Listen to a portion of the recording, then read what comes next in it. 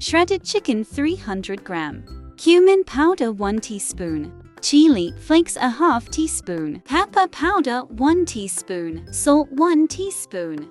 Few coriander leaves chopped. Shredded cheese 1 cup. 1 large size potato mashed.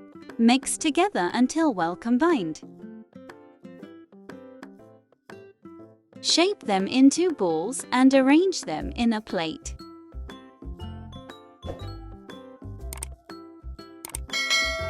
Take each chicken balls and coat it in all-purpose flour. Shake off any excess. Then coat it into the eggs.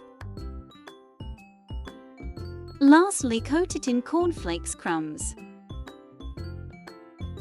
On medium heat, fry until golden brown and crisp.